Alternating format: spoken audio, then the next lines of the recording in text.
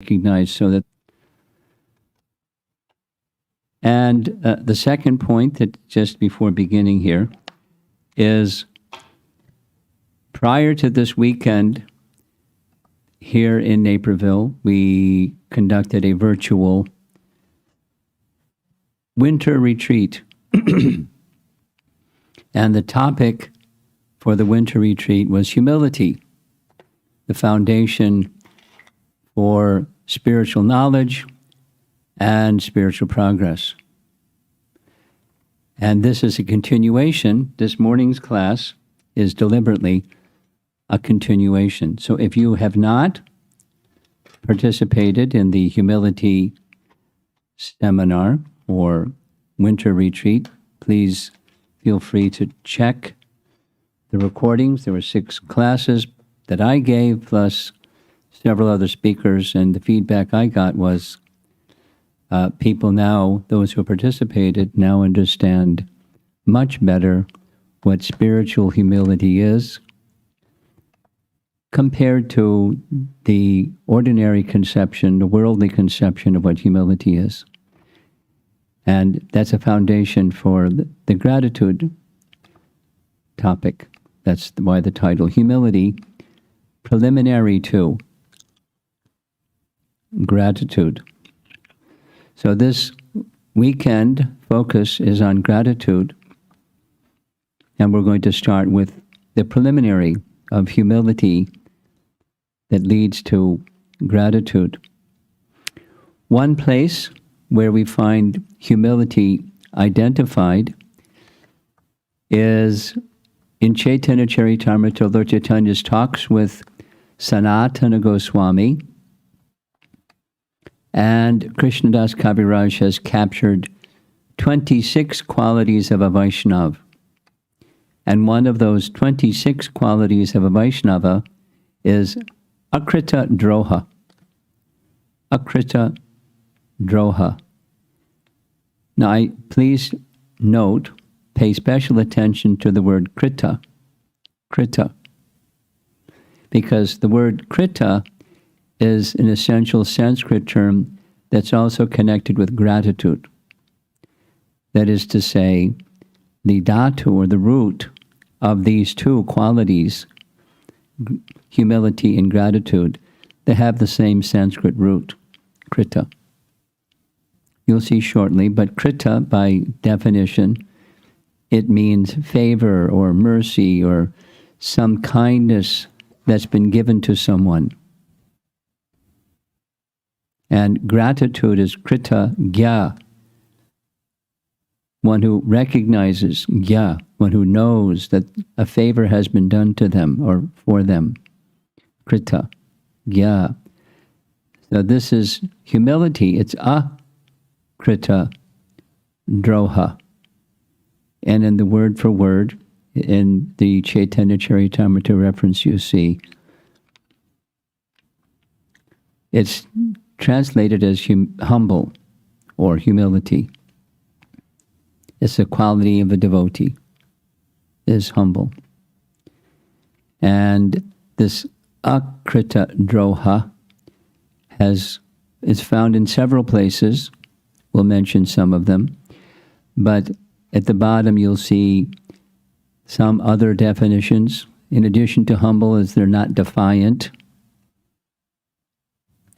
They never injure others, nor envy others, nor become the enemy of others. Even if others become their enemy, they don't become the enemy of others. That's humble. Those are meanings of this akritadroha phrase. The same akritadroha phrase, pay attention because we're going to go to the next slide. You see at the top there's 26 qualities of a Vaishnava, and Krishna speaks of 28 qualities of a Vaishnava in the Uddhava Gita section where he's speaking to Uddhava. Chapter 11, you can look it up later, verses 29 through 31. And one of those 28 qualities is akritadroha. And the explanation from BBT. This is not Prabhupada, but it's the BBT. Even if someone is offensive toward a devotee does not become offensive in return. Humble. Amanina. Humble. Offering respect to others and not worrying about whether one is respected in return, that's humble. The opposite, akritadroha, is in the BBT purport there, most injurious to themselves and to others. So droha, in the word for word, is to become enemy. Akrita droha, become the enemy of one who has done disfavor. Krita, remember? Krita means kindness, favor. So one who has done the opposite, droha, you don't become the enemy. That's humility. We're looking at definitions now of what humility is. From this list of 28 qualities of a Vaishnava, akritadroha being one of them, Srila Bhaktisiddhanta Saraswati Thakur has made an elaborate commentary on the whole Uddhava Gita, and his comment on these 28 qualities is something you've heard before. One of the 28 is the primary or Swarup Lakshana, primary characteristic, and the other 27 emanate from or are resting upon this one. And that's complete shelter of Lord Krishna. I'm sure you're familiar with this, but to say it again, because no harm taking transcendental knowledge and repeating it again. Let's go back a bit to the 26 qualities. The 26 qualities have one of those 26 qualities is Krishna Eka Sharana. Krishna Eka Sharana. Complete surrender unto Krishna. Same.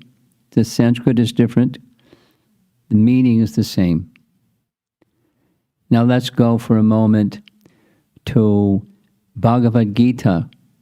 And there's the same list of qualities. You can look it up later. Chapter 13, verses 8 through 12. And amanidvam, adambitvam, humility and pridelessness are the first two on the list in the Sanskrit. And in the purport, first paragraph, you'll find there's one Swarup Lakshana of all the other Lakshanas, tatastha, or marginal characteristics. And all the marginal ones are resting upon Mai Chananya Yogena Bhaktir Avyabhicharini in Krishna's language in Bhagavad Gita, which is the same. Avyabhichari Bhakti, undivided devotion, because where there's complete shelter, that's what one does. One does devotion. During this past weekend, we spent some time discussing the 6 Goswamis of Vrindavan. Actually, that was a seminar preceding the humility one. But Prabhupada writes that, our acharyas write that Chaitanya Mahaprabhu taught humility through Rupa and Sanatan at the center of the 6 Goswami image. And the details of each one of the 6 Goswamis' humility is profound. It's a principal characteristic of the Goswamis. Outstanding are Rupa and Sanatan.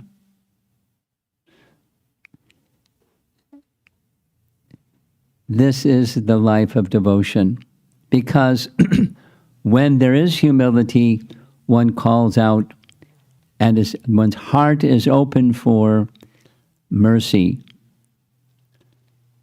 And when humility is absent, There's no appeal for mercy. The sun may be shining, but one is in a dark place without humility. And when there is humility, one is very eager to call out for descending mercy from elevated souls, from the Goswamis, and our disciplic succession. An outstanding example is our founder Acharya, Srila Prabhupada. He was feeling incapable. He was feeling unqualified. Some of us know what that feeling is, to carry out the instruction given to him by Bhaktisiddhanta. He was making endeavor, but he was feeling incapable. And so what did he do? He appealed. There's beautiful descriptions of Prabhupada's calling in the middle of the night to Rupa and Sanatan Goswami to please give their mercy so that he could fulfill the instruction of Bhaktisiddhanta. And the painting here is showing one time Rupa Goswami showed himself in his form as Rupa Goswami and spoke to Prabhupada the following words: Maharaj, don't worry about anything. Go ahead and travel to the West and just preach the message of Sri Chaitanya Mahaprabhu and the chanting of Hare Krishna. You'll be successful, I guarantee, because I will be right with you all the time. For those who are eager for mercy, because their heart is in the spiritual conception of humility, the mercy descends.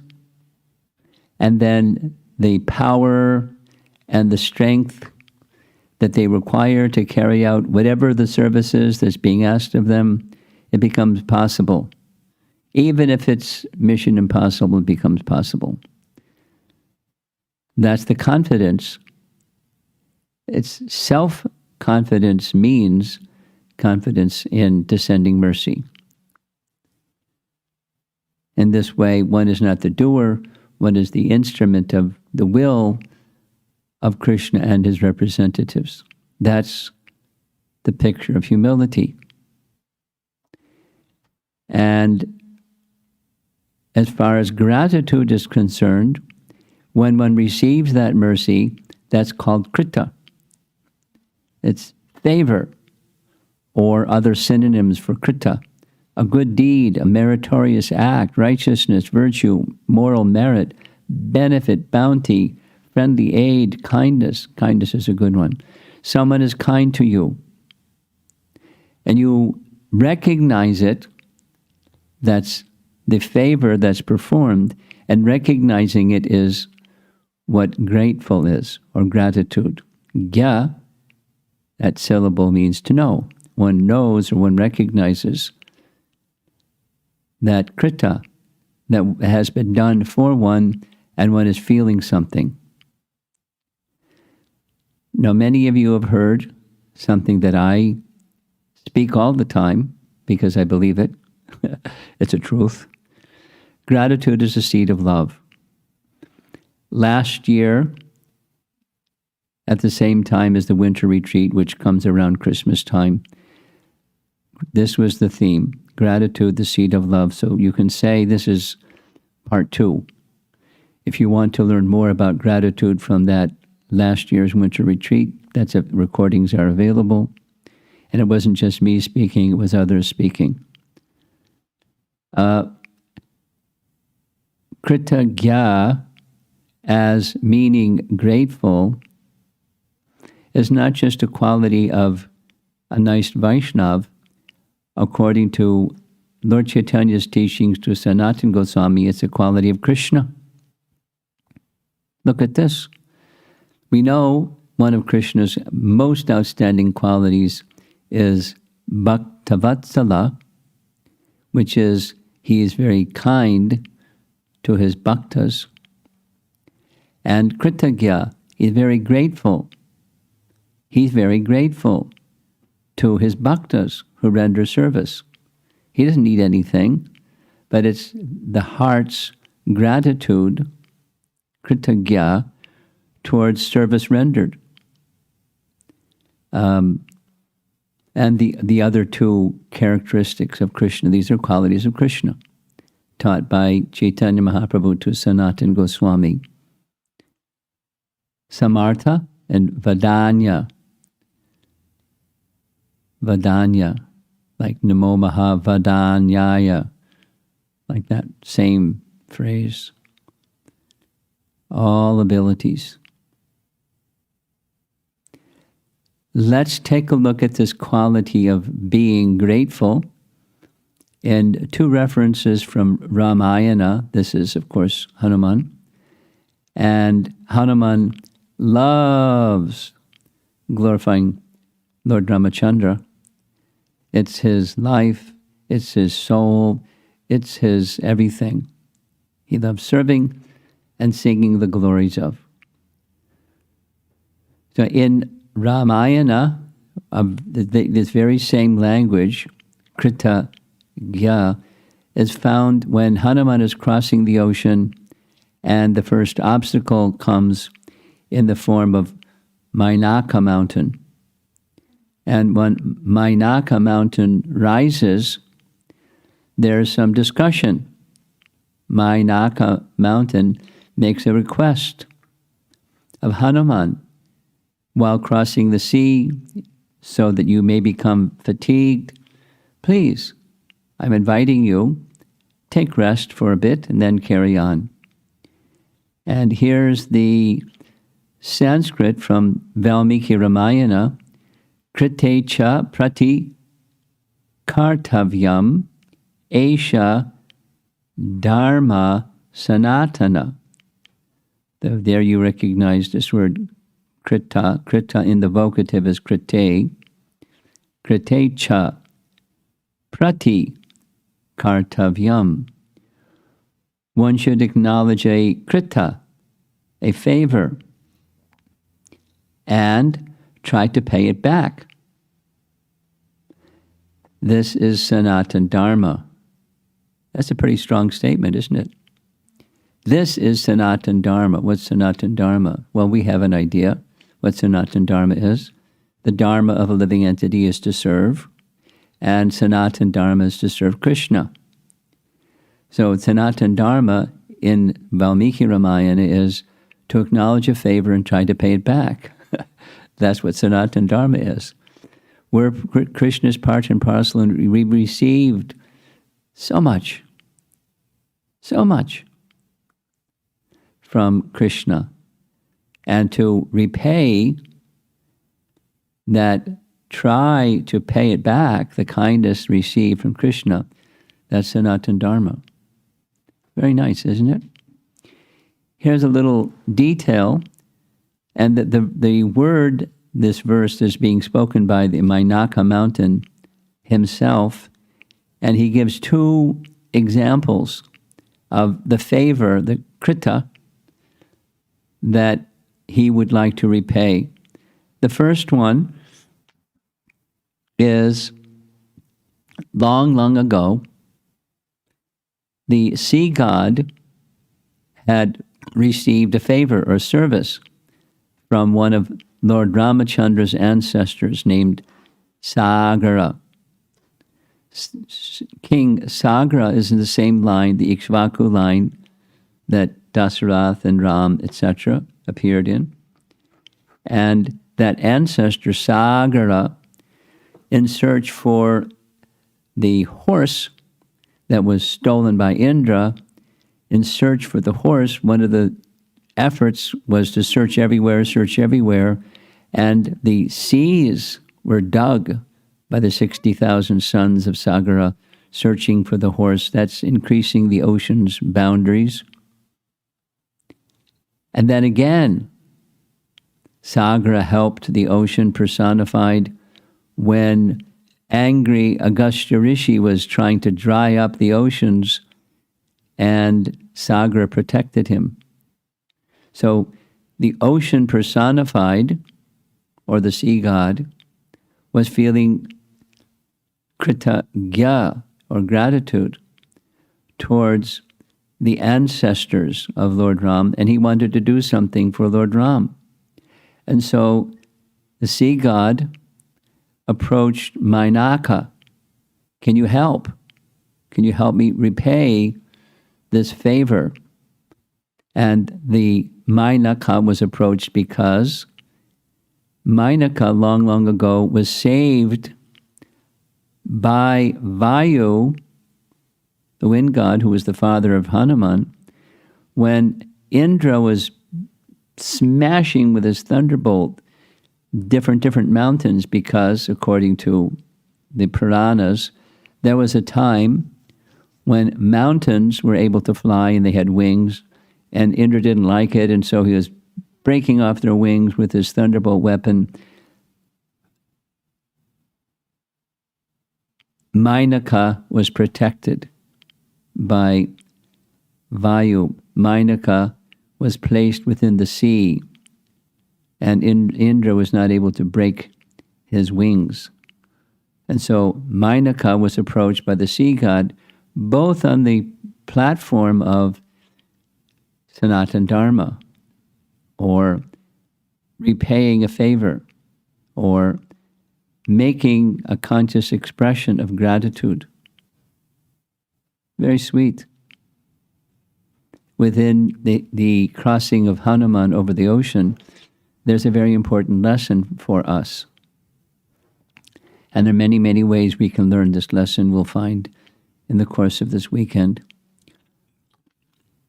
One very memorable lecture for me was Srila Prabhupada visiting the Henry Street Temple in New York. And I remember very clearly to this day, Prabhupada was speaking how Krishna is grateful. And to illustrate the gratefulness of Krishna, is he never overlooks even the simplest of service. I remember very clearly, he's speaking very strongly, and his voice went higher in pitch and louder in volume at the same time. Even if one performs the most simple of service, even if one turns one screw in Krishna's temple, Krishna will never forget. And we may not remember if we turned a screw in Krishna's temple some time ago, but Krishna will never forget. And the basis of his not forgetting is gratitude. Kritagya. And that quality that Krishna has, amongst the qualities of Krishna that Lord Chaitanya described to Sanatana Goswami, is a quality that we should recognize that's in Krishna.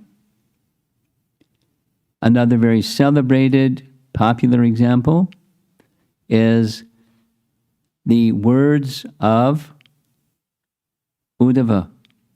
When Uddhava is speaking about Krishna, he speaks about how grateful Krishna, even in the lap of Putana, who was intending to kill Krishna,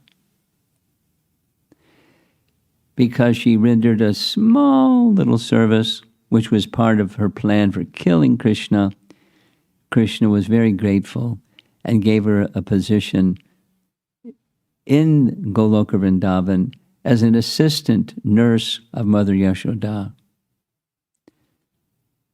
Because of this one quality, Uddhava says, who can find a better master than Krishna?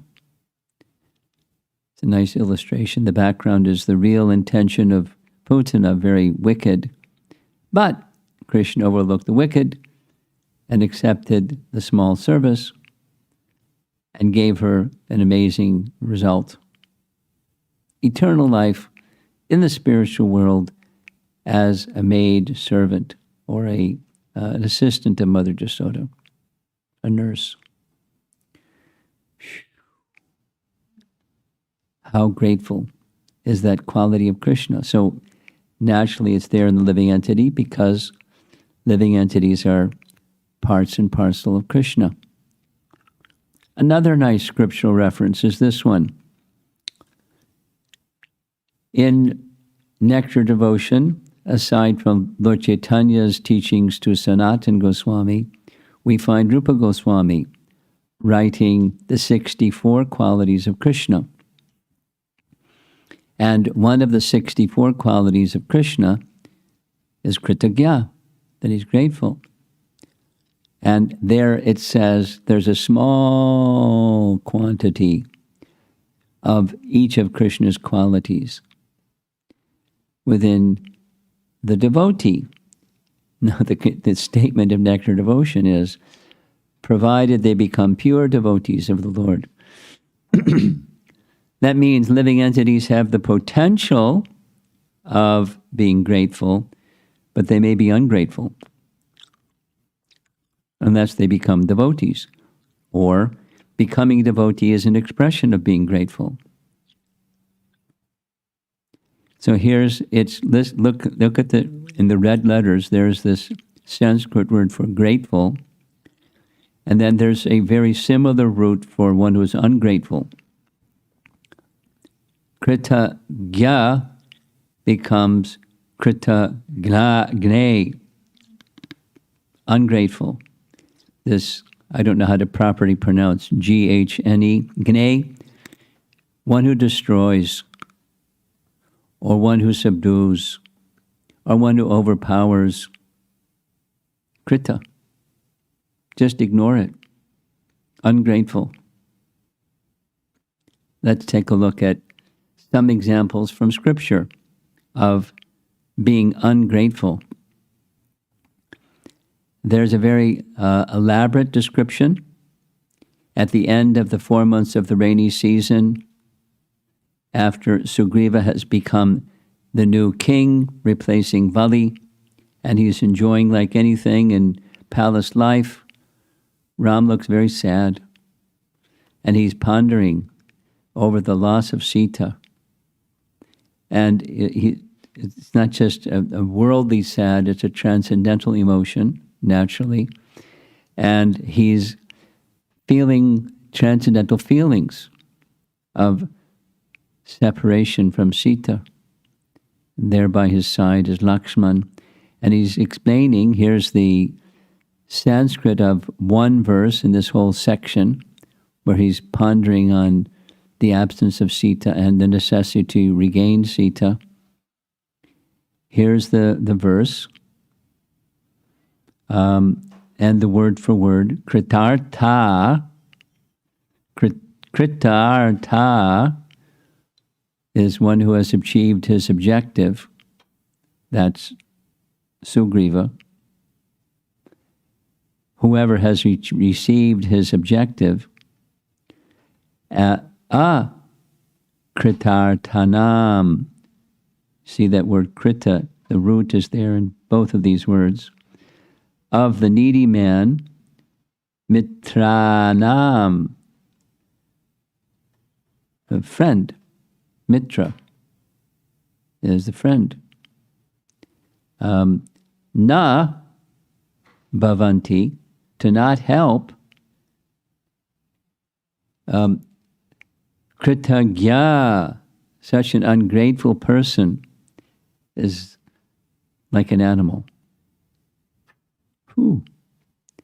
Here's the translation. Even the carnivorous animals dislike to eat the body of such ungrateful men who do not help their friends, even though they have received help and have achieved their objective. So there's this word, kritagya, or ungrateful. Very abominable. It's not just, a slip. It's very abominable, being ungrateful. And so he sends Lakshman to go remind Sugriva. Here's Lakshman now at Kishkinda, and Sugriva's trying to slip out the back door back there. When he sees Lakshman is in an angry mood. And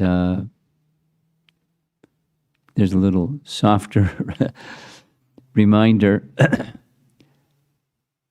from Tara to calm him down. Look at the doorway. There you see the Vanaras lined up to see what's going to happen. And here's the verse from this section of Valmiki Ramayana. You're going to see this krita ga verse or Sanskrit phrase again. Lakshman quotes Lord Brahma, who became angry when he saw an ungrateful person. Kritagne. There's Brahmagne, that's one who kills a brahmana.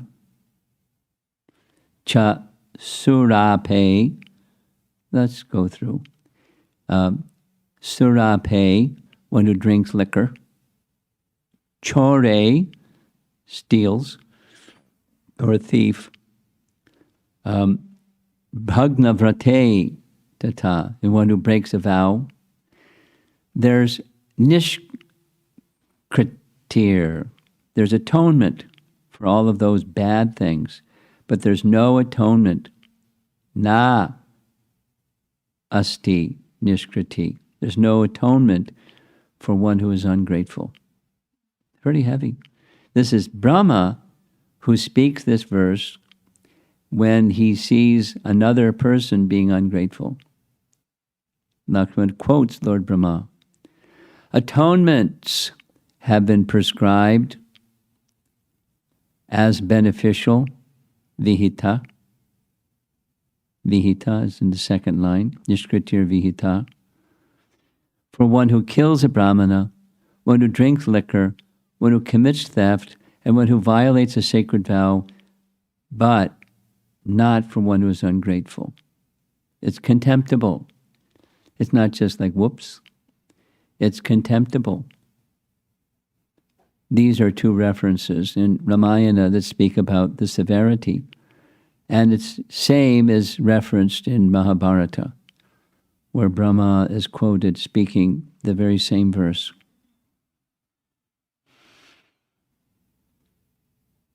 In our modern times, there's a saint in the Christian tradition who speaks about grateful. Now we're going back to the grateful side. It is not joy that makes us grateful, it is gratitude that makes us joyful.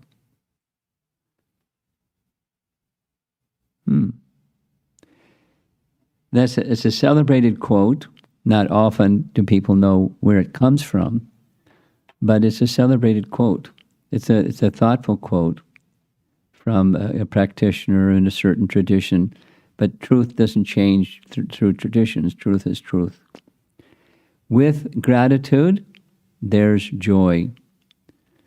The material sense of feeling grateful is when you get something nice. You're supposed to say thank you, right? And all over the world, that's the culture. You receive something nice, you say thank you. But if you don't receive something nice, does that make you joyful? Supposing you receive something not nice or, harsh.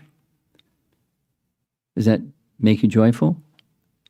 If there's gratitude, that makes you joyful. It stands alone. It's a quality of goodness. Is where there's a sense of gratitude, that makes one joyful. That's the happiness of the one in the mood of goodness. It's one of the features of happiness, of one who is in goodness. Now, one of the topics is happiness in the modes, or happiness within Dharma, and then happiness in transcendence. Gratitude within Dharma and gratitude in transcendence. We'll cover that as we go along. But just, it's a nice phrase to remember. It's not joy that makes us grateful, it's gratitude that makes us joyful. And final little message here is this one. Saint Francis of Assisi. My first contact with Saint Francis of Assisi was in New York City when the Hare Krishna group, was invited to attend an annual event that was celebrating Saint Francis at a certain church. I forget the name of the church. Dinesh to send the name of the church into the chat box so we can remember. It's like a big old church in the center of Manhattan, and they have a festival in honor of St. Francis. And they wanted us to cater it. And the reason they wanted us to cater it is because other caterers would cater non-veg. But St. Francis represented respect for all living entities. And I didn't attend the event. I know of those who did attend the event. And there's this whole procession of this animal, this species, not just animals. One of the life forms in the procession was a glass case, big glass case with a giant tarantula inside the glass case, honoring the tarantula. Because St. Francis honored life. Where there's life, there the living entity is to be honored.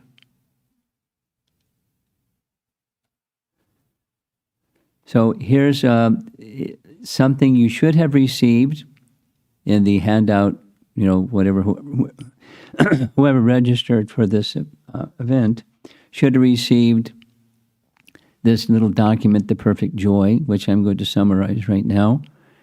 And if I'm not mistaken, it's part of the breakout session that follows later this morning.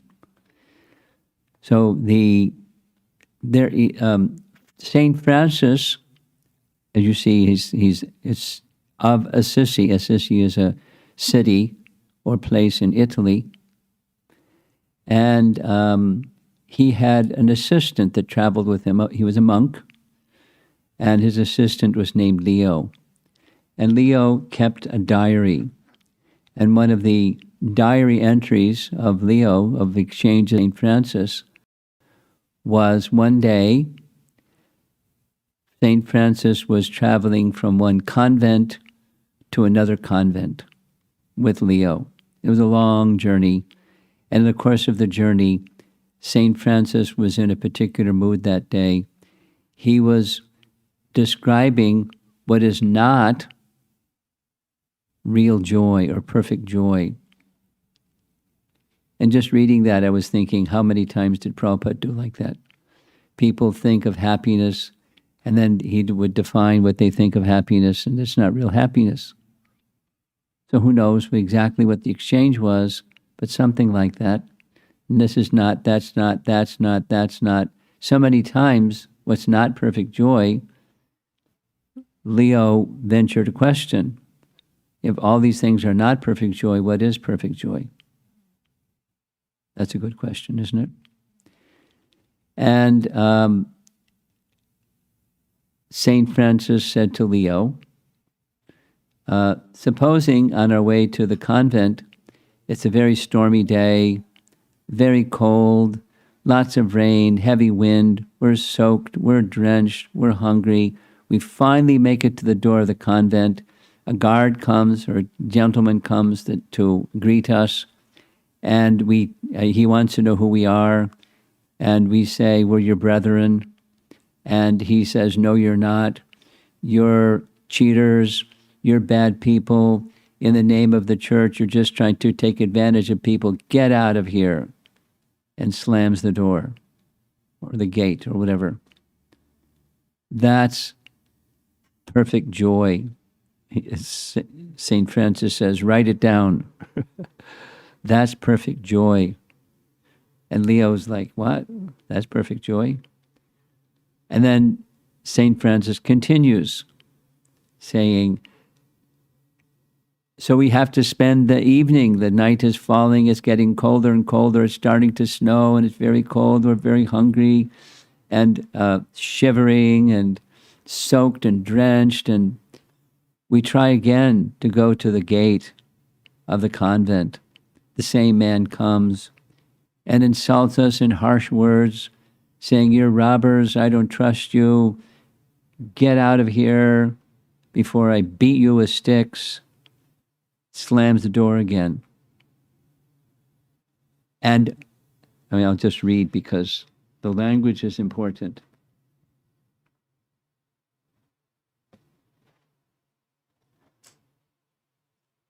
If we accept such injustice, such cruelty, and contempt with patience, without being ruffled, and without murmuring, believing with humility and charity that the porter really knows us, and that it is God who makes him speak thus against us, write it down, Brother Leo.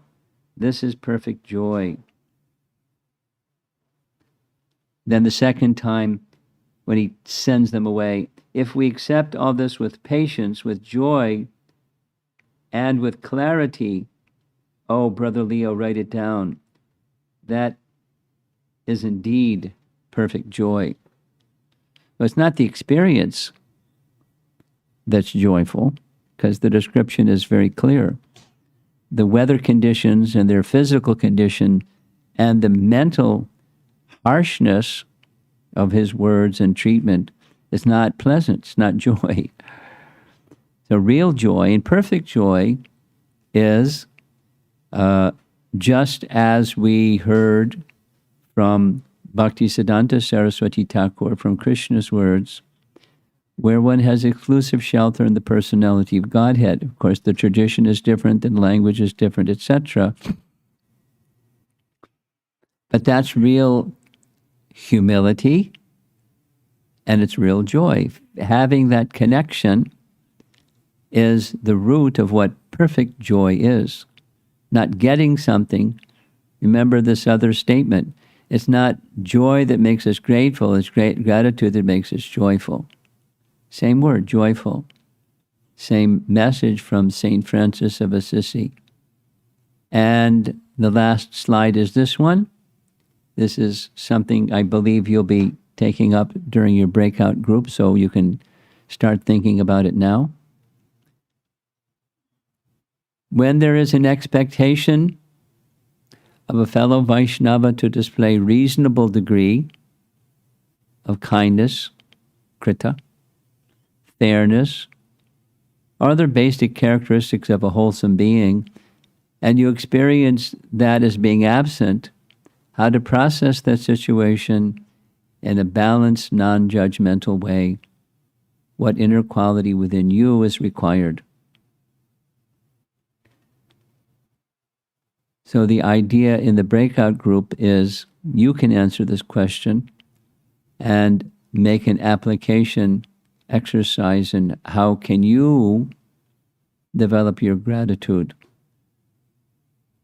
better.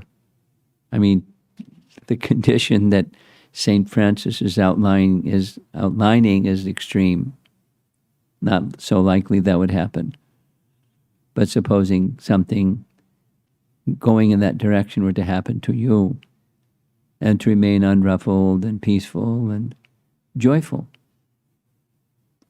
That's what perfect joy, or what real joy is.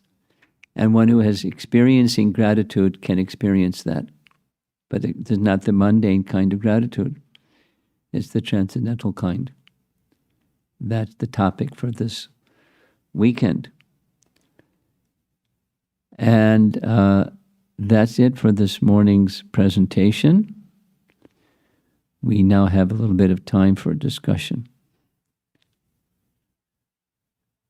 So remember, there's nobody in the room here for discussion, so it's resting on all of you out there in cyberland, virtual land.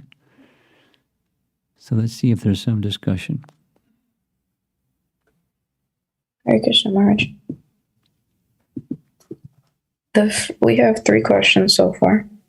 The first question is from Brajajana Prabhu, who's asking, one who is ungrateful, there is no atonement as per Lord Brahma.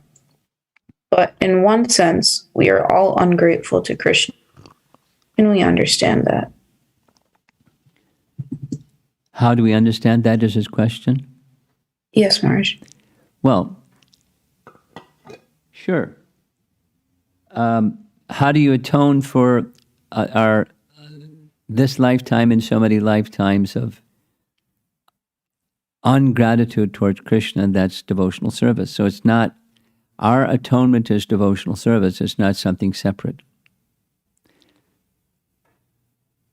In Karma Kanda, there's a prayaschitta for everything. You do this wrong, you do this prayaschitta, you do that wrong, you do that prayaschitta, and so forth. In the bhakti process, there isn't prayaschitta, it's just being reinstated in devotional service. You know that from Nectar Devotion. That's how to understand it. Next. Thank you, Maharaj. The next question is from Amrita Keli Mataji, who's asking, could you kindly share how we can continue to be grateful when apparent reversals come in our devotional service, not some material reversals? Okay. Go ahead, read. I'm thinking of many devotees not being able to join the Vyasa Puja event in person, in spite of so much eagerness and prayers. I'm also thinking of your computer crashing right before the yatra. How can we not just grudgingly or apathetically accept these as Krishna's plan, but actually see them as Krishna's kindness and be grateful? Well, when there was a computer crash, what I found is there are a lot of people with their sleeves rolled up, ready to help me put the pieces back together again. And, Krishna's mercy. A lot of people got some service, and there's a lot of interaction that wouldn't have happened if there wasn't a computer crash. I mean, there was some strain of time and, the nervous system, but Krishna gave the strength, and so it was mercy. And it wasn't like, cuddly and yummy and all of that, but it was a special kindness. And however that happened, now there's a backup system in place, and now I know more about how to protect against that than I did before. And, the pandemic and the eagerness, life has unlimited number of plans that are, Krishna conscious, reasonable plans. And then there's obstacles because it's the nature of this world. Without listing, for example, there's n number of examples. It's just the nature of the place in which we are. It's not conducive. And so what do you do? How do you sustain is the question. And that's, the whole topic that we're discussing this whole weekend. How do you sustain is a connection with Krishna that's not resting upon circumstance. Say it negatively. If there's a connection, if connection with Krishna is resting upon circumstance, that's not what real connection is. Connection that's not resting upon circumstance, that's what real connection is. And so how can we get to that point is, having the circumstances taken away. And is your connection still there? Using those 2 examples, the computer crash and the pandemic that takes away your expectation not being fulfilled. Here we are, by virtue of advanced technology, we're, in this way together. And, as Kali Yuga advances, is it going to get better or worse? That's an easy one to answer. So we make the best use of the circumstance as far as we can. We take association however we can. And we try to generate more association and more association and more association. That's part of our mission. This is the age of Kali, and it's not a favorable circumstance. That doesn't check our connection. Unfavorable circumstance doesn't connect, it break our connection. It's an impetus to make the connection more vital and more strong. That's the Krishna conscious attitude. Next. Thank you, Maharaj. The next question is from Yolanda Mataji, who asks, what did St. Francis mean by charity in the sentences, believing with humility and charity, and if we accept all this with patience, with joy, and with charity? Well, it can be either receiving or giving. Charity it goes two ways. So with charity could mean the mercy of God has come to me in the form of this charity. Or it could mean you be charitable towards the offending person. You give your kindness or charity to that person, even they're not being kind to you. They're, in fact, the opposite. They're being very harsh and cruel. Now, that's a transcendental kind of charity. Krishna's kindness in the form of, misfortune, or the kindness that may be directed towards one who is the deliverer of misfortune. Exactly the definitions that we found right here. Akritadroha and akritadroha. It's exactly embedded in your question. The answer is embedded here. Become the enemy of someone who injures you is kritadroha. And akritadroha, even if somebody injures you or is offensive or whatever, you don't feel that negativity towards them because they did something offensive and hurtful to you. That's the transcendental kind. And that's the idea of charity, as being charitable to the person who has done something hurtful. We were discussing this. I'll mention it again since I think there's going to be time. You might like to find out some more about a nice experience and the narration of that experience of Jayadev Goswami. Jayadev Goswami was a Brahmin, and he is the author of Gita Govinda, and he was a worshipper of very beautiful deities of Radha Madhava. He was a Krishna Bhakta. And he wanted to have a nice Janmashtami festival, but he was a Brahmana without funds for a Janmashtami festival. So he considered one way to gather some funds would be to travel here and there and sing and speak Gita Govinda. And people would naturally give to the Brahmana some dakshin, which he would then use for the worship of his deity, not for his own enjoyment. So at the end of his travel, he was heading back for his home, and some robbers found him. They knew he had some money, and so they attacked him, chopped him, tied him up, took his money, and threw him in the bottom of a well to die. And after some time, a king of a nearby kingdom that he was passing through went to get some water from the well. He looked down the well. What's that? There's somebody down the bottom of the well. He rescued the person at the bottom of the well, not knowing who he was. And when he brought him to his kingdom, he found out who he was. And Jayadev started reciting out of gratitude for the king's saving his life, reciting Gita Govinda. The king then decided to have a big festival where many, many, many people could come, and particularly the Brahmanas could hear his recitation of Gita Govinda.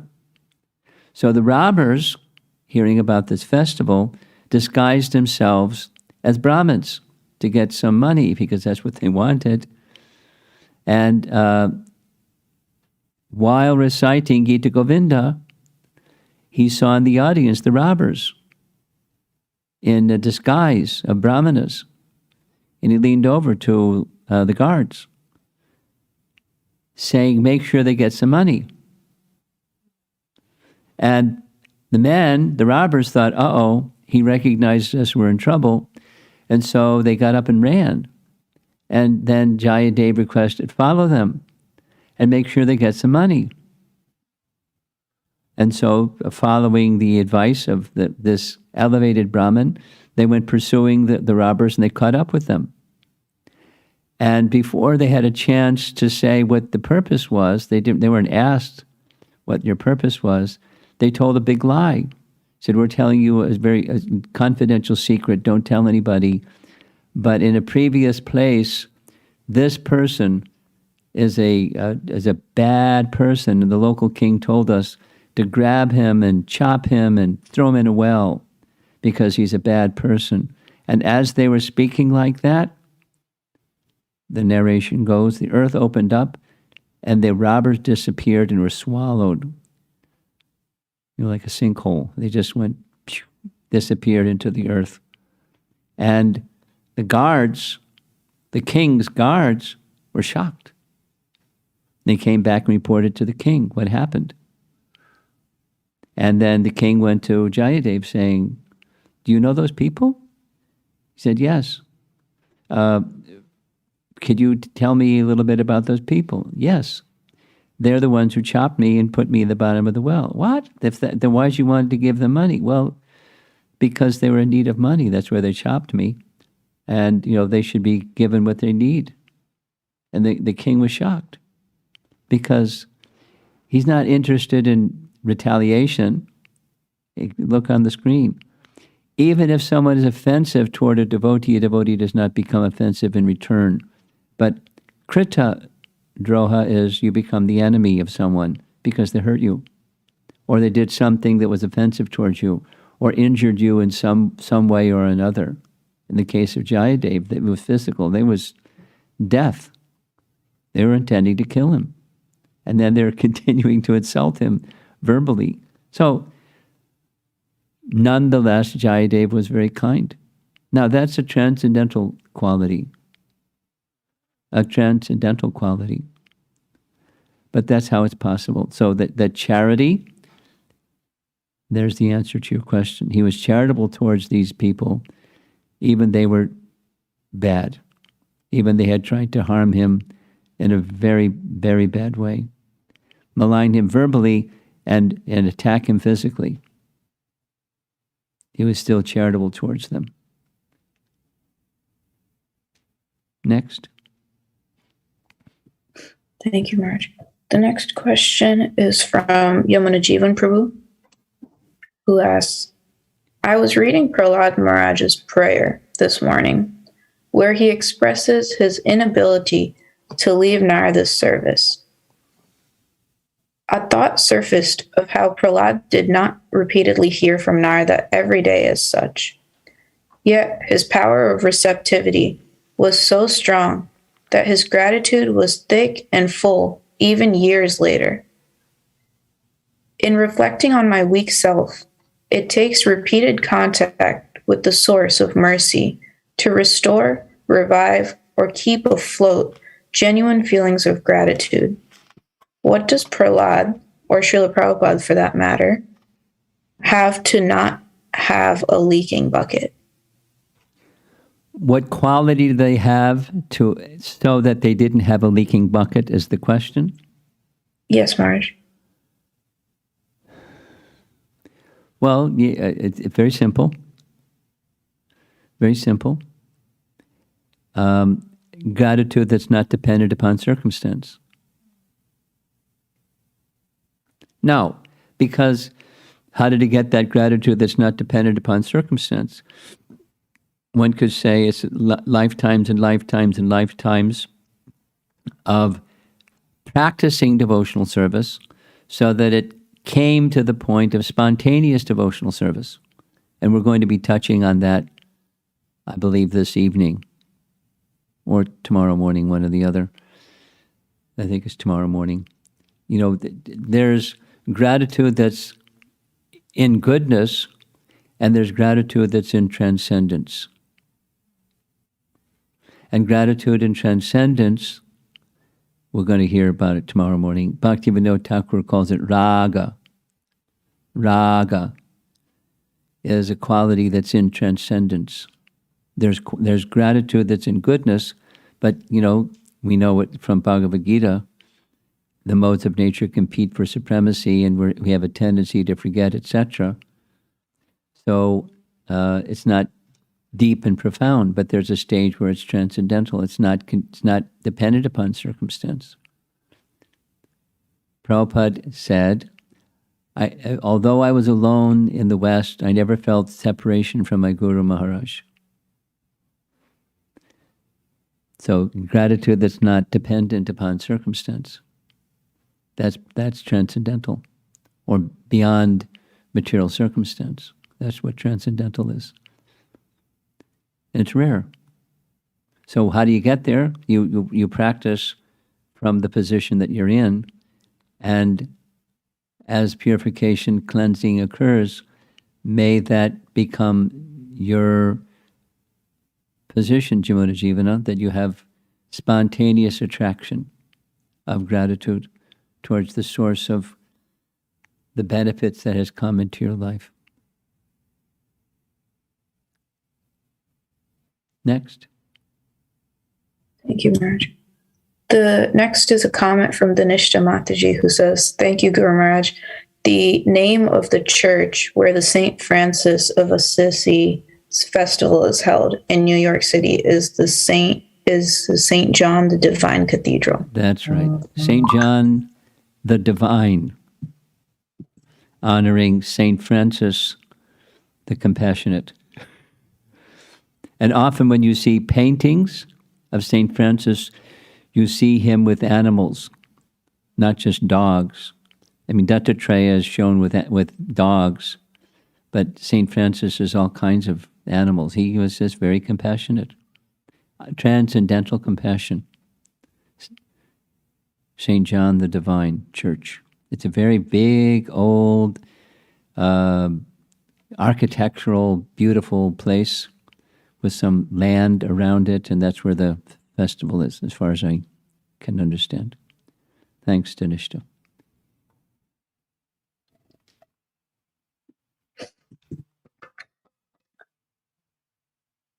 The next question, Maharaj, is from Veda Mataji, who's asking, how do we practice gratitude in our daily lives? Oh,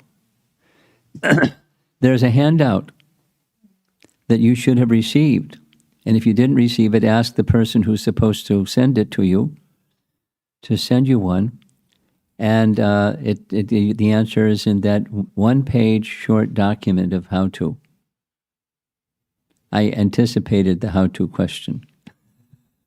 So it's in a little document. And it's part of the whole exercise that you'll find in the breakout session today, 2 parts, is to help you develop a deeper understanding of precisely that. And I'll say it further. One of my hopes or in sankalpas, intentions, is through the hearing and through the breakout discussion to help you exercise your gratitude muscle a bit. Understand what it is, understand what it isn't, and exercise it and develop it going forward in time. So thanks for the question. Next. Thank you, Raj. The next question is from Govinda Mohini Mataji, who's asking, I find that I have gratitude and appreciation for people in my heart, but I don't necessarily express it. Could it be due to pride? Even if I try to practice, it doesn't come easily for me to practice. Well, in the breakout session, your question is the first breakout session topic. But I'll just comment on it. It's not necessarily pride. There can be different contributing factors. It can be complacency. It can be, taking for granted. And all of the other factors, you could give labels to them, but it's just conditioned life. The root is our gratitude toward Krishna. And when that gratitude toward Krishna root is weak, then it becomes not as natural to express gratitude towards others who are deliverers of Krishna's mercy or kindness in different ways. So it's not pride, it's a weak connection with Krishna. That's my conclusion. And then we do different things to make our connection with Krishna stronger. And part of it is humility and gratitude. That's our topic this morning.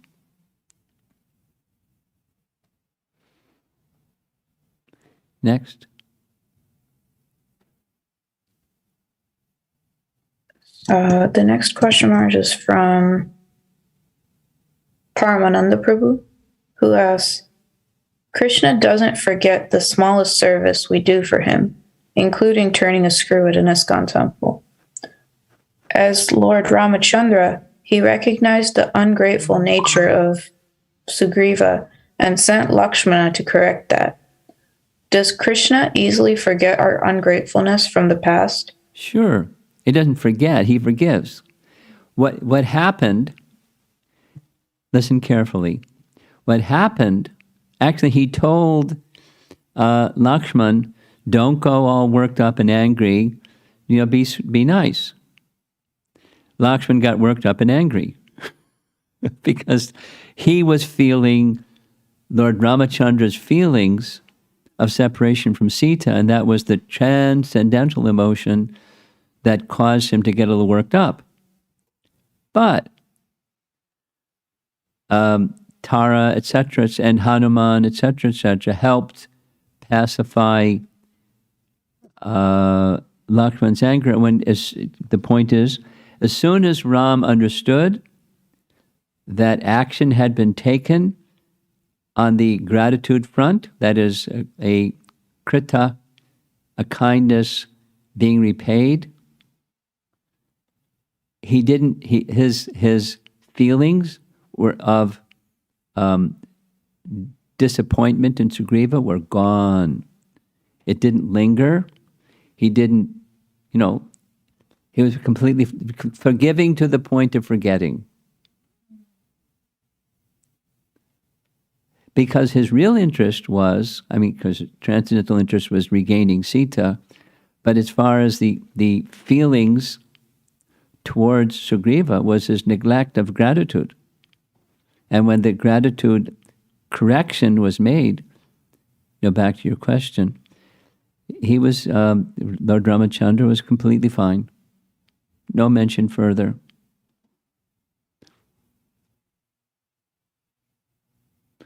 When mistakes are corrected from Krishna's side, that's what he wants. He wants our love. And when the love from all of what we have received from him is returned, in not just like an entrepreneurial arrangement, but a transcendental relationship, that's what he wants. And he's satisfied. No reminders of our past misdeeds or misuses of free will. Next. Thank you, Maharaj. The next question is from Sri Rupa Mataji, who's asking, would you kindly comment on showing gratitude to someone who may have impacted our life previously, but is now behaving inappropriately or not up to the standard that they were previously at?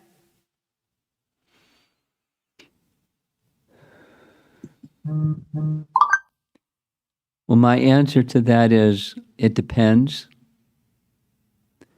I can think of some people who fit that description, and depends on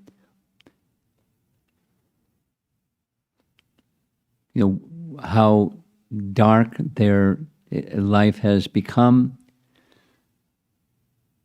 To remember, at least in your heart and in your mind, to remember the kindness and the favors and the kritas that were performed, that's good. It doesn't mean you turn your intelligence off and you can't see the deviation from that standard that they have now come to, whatever that might be. So my answer is, at least internally, you can feel some gratitude towards the kindness that they have received, and pray to Krishna for their, doing a turnaround. And in due course of time, that will happen. That's what the Bhagavatam teaches us. Whatever that service was that they did, it's not just for you, it's in service to Krishna because you're Krishna's devotee. So Krishna will recognize, and it's to their eternal credit. So you wish Krishna to recognize that service rendered and the rectification of the deviations that they've now taken a turn for. And it depends on the relationship, what you do after that, or in addition to that.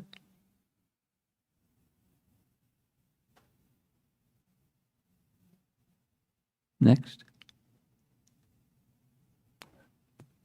Thank you, Raj.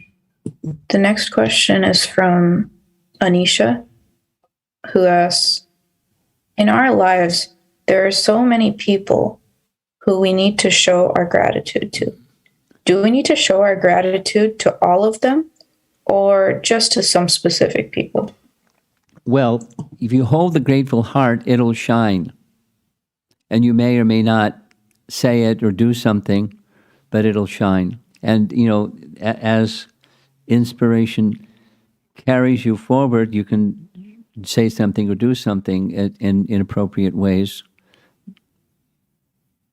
So the answer is not necessarily some specific act or word, but you carry that inside.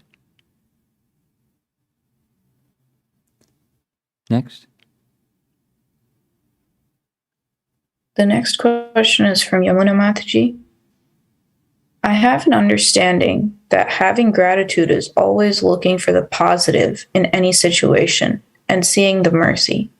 But does that simplify it too much?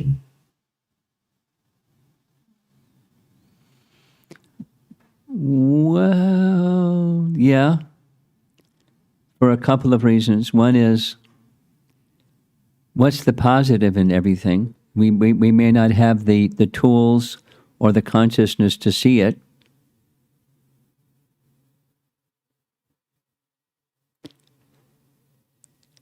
As consciousness becomes purified and elevated, then it comes closer to seeing the positive in everything, is what gratitude is. Then comes, what do you do about that? There's the cognitive, and then there's the affective, and there's the motivational. I'm going to discuss that this evening. So gratitude is more than just knowing. It's what follows the knowing, the affective and the motivational. Another point, the first point was, we may not have the radar screen to understand what is it that's good about things, even the good, what to speak of the not good.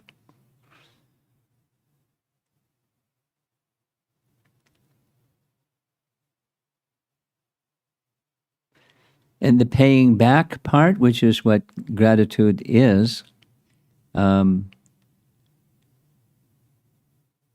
needs to be addressed. No, that doesn't. I'm not making a comment about how you lead your life. I'm making a comment about the definition that you gave. Next.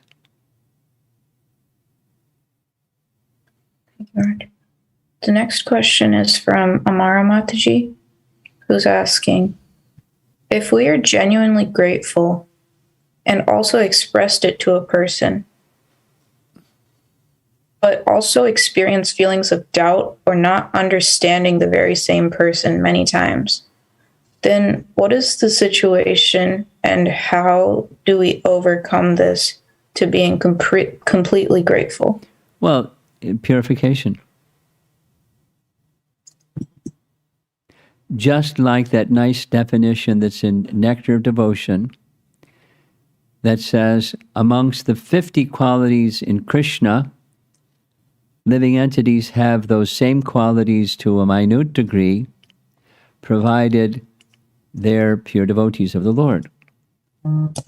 So until you become, or I become, or any one of us become pure devotees of the Lord, it's going to be less than complete. It's going to be something, but less than complete. So the answer to your question, become a pure devotee, work on it, and then it'll be consistent and complete.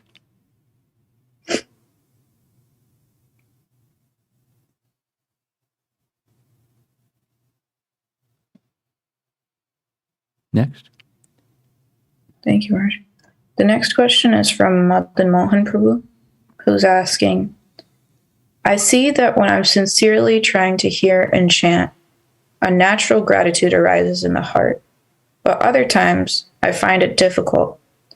Somehow, I lack gratitude in a cultural sense, in day-to-day dealings with devotees and family members.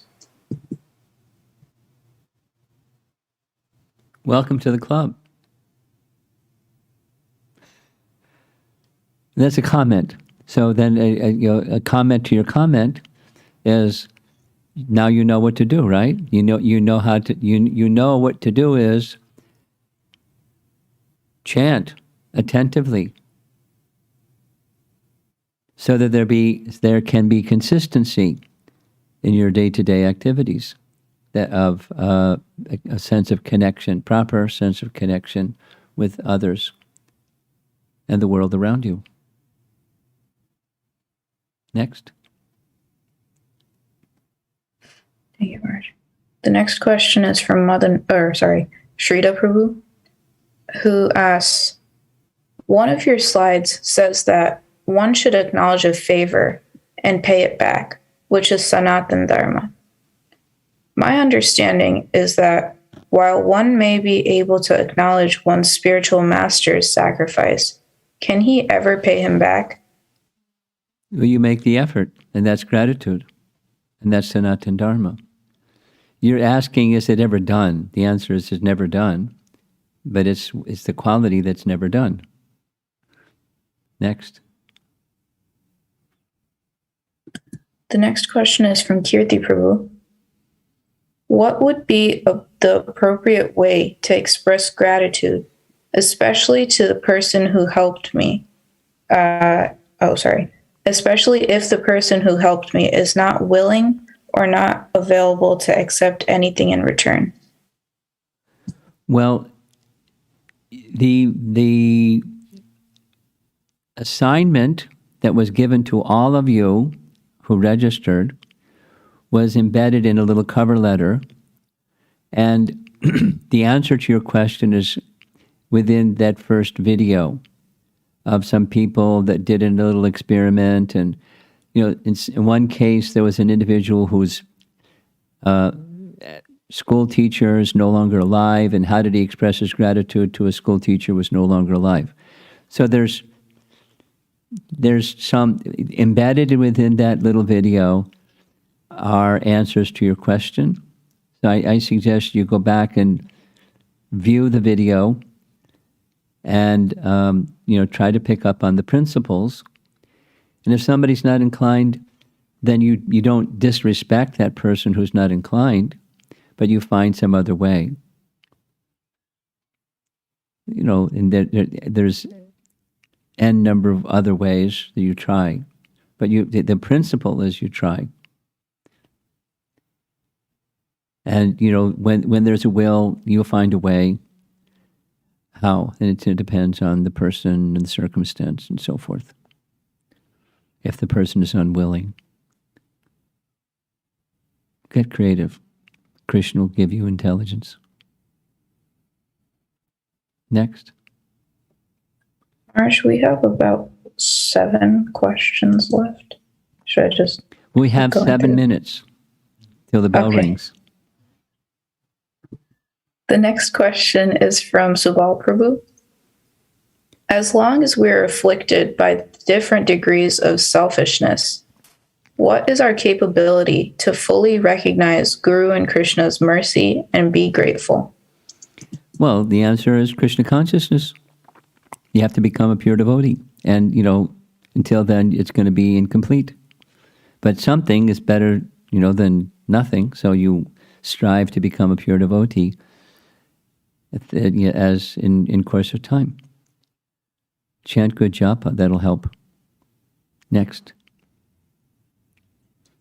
The next question is from Radha Kunja Bihari Prabhu.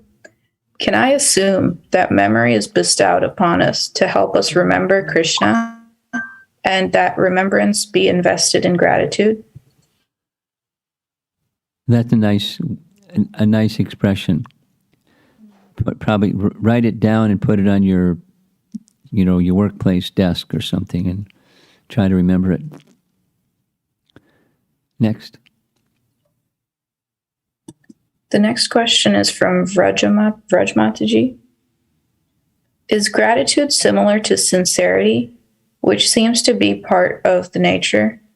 I mean, is someone just born with that nature? Can anyone cultivate gratitude even if he isn't born with such a nature? Yes. Let's say it differently. Bhakti is inherent in the living entity, and bhakti that's connected to the principle of serving the Supreme brings that one quality, brings the other 25 or 27, depending upon how you make your lists. And so it's inherent in the living entity, and it can be cultivated. The best way is cultivate through cultivation of bhakti. And, there's lots of things taught about how to cultivate bhakti. And this is, and part of it is what we're doing. And Raja, there's a handout that, how to cultivate bhakti. You look there and it's something you can cultivate. And yes, it is inherently there, and it may be more or less covered. It can be like really badly covered, but it still can be cultivated because it's inherent. All souls are good,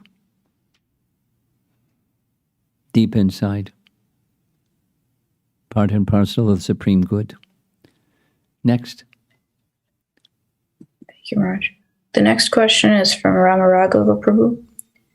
Is it accurate to say gratitude exists only when expressed, or we may have a sense of being grateful but not express it particularly in words? It's the second one. It's not whether you express it or not. Gratitude is, if it's in the heart, is gratitude, and whatever is inside will come out, even if it's nonverbal. Next. The next question is from Shriya Mataji.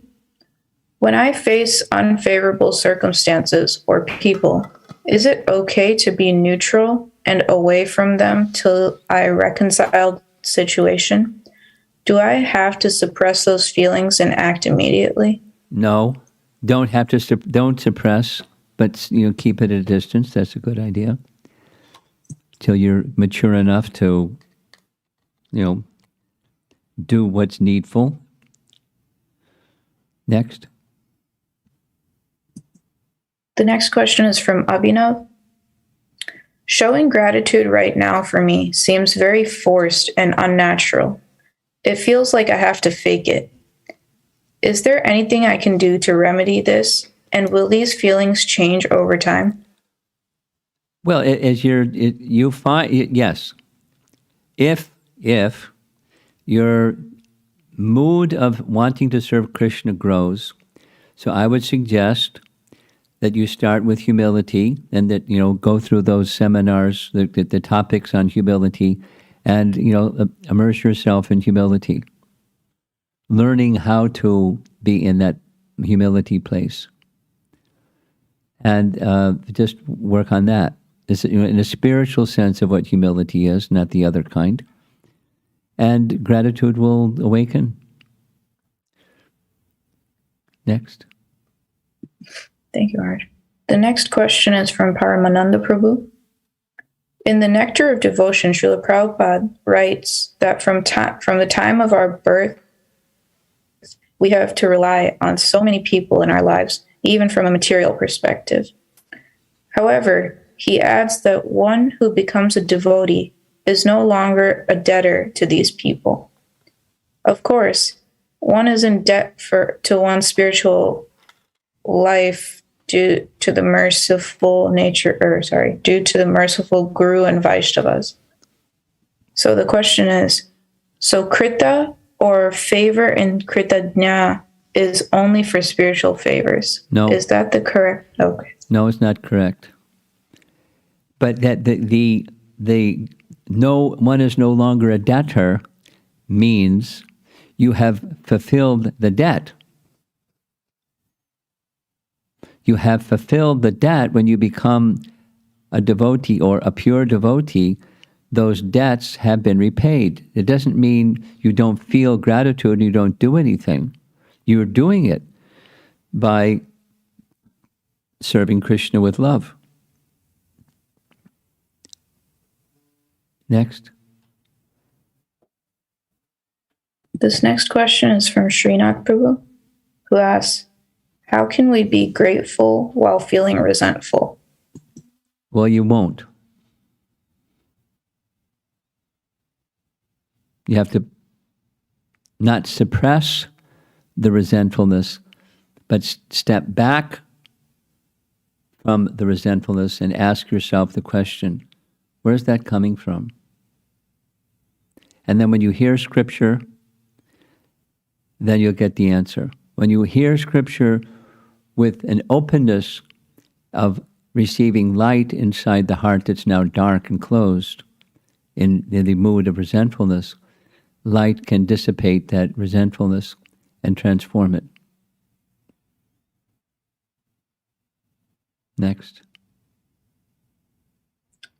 That's all we have. Thank you, Maharaj. Okay. It's 10:01. Oops, 9:01. Srila Prabhupada ki jai. So some announcements. Who's our Yasoda Nandan? Are you going to do some announcements? Hare Krishna. Yes, Guru Maharaj, and thank you for that really beautiful presentation. Just going through a little bit of the schedule today. Please be back on Zoom by 10:15. That is in Central Chicago time for a breakout session that's going to be led by Shamohini and Rasamai Matajis. And that's going to go on until 12 noon, followed by a continuation of another breakout session at 3:30. So again, please join us at 10:15 on Zoom. Hare Krishna. See you all soon. Recording stopped.